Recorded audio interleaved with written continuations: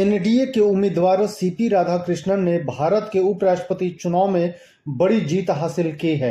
CP Radhakrishnan ने कुल 452 मत प्राप्त कर अपने प्रतिद्वंदी और इंडिया गठबंधन के बी सुदर्शन रेड्डी को करारी शिकस्त दी है। आपको बता दें, बी सुदर्शन रेड्डी को 300 मत मिले हैं। एनडीए लगभग 2 तिमाही से बहुमत हासिल की है। भाजपा की ओर से दावा किया गया कि 14 सांसदों ने क्रॉस वोटिंग की। उपराष्ट्रपति चुनाव में इंडिया गठबंधन ने भी अच्छी चुनौती दी, लेकिन उनकी संख्या एनडीए के मुकाबले कम रही। उपराष्ट्रपति चुनाव में जीत के लिए 392 मतों की जरूरत थी, जिसे एनडीए उम्मीदवार ने आसानी से जीत हासिल कर ली।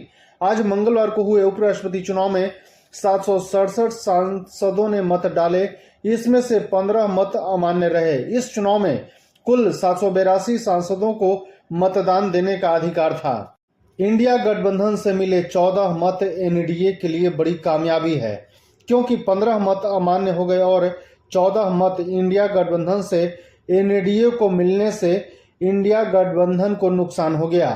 एनडीए के पास अपने सांसदों के आंकड़ों के साथ साथ कुछ क्रॉस वोटिंग का लाभ भी मिला। एनडीए की कुल संख्या 427 थी।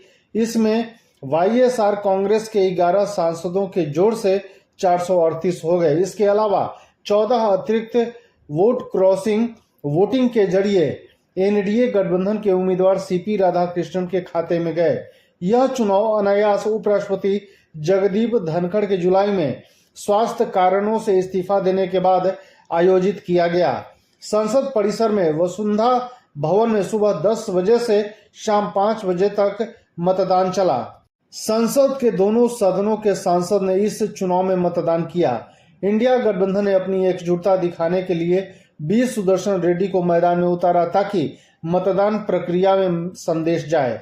लेकिन एनडीए ने अपनी रणनीति के तहत क्रॉस वोटिंग के जरिए विपक्ष के वोट बैंक में सेंध लगाई और 452 मत हासिल किए। इंडिया गठबंधन के उम्मीदवार ने कहा कि अपनी अंतरात्मा की आवाज पर मत करने की अपील की थी। यही कारण रहा कि कुछ क्रॉस वोटिंग हुई और एनडीए को लाभ मिला।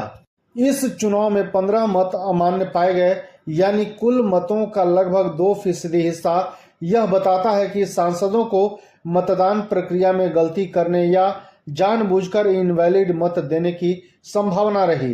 राजनीतिक जानकारों का कहना है कि आगे ऐसे चुनावों में सांसदों को सही तरीके से मत करने की लंबी ट्रेनिंग की आवश्यकता होगी, ताकि इनवैलिड मतों की संख्या कम हो सके।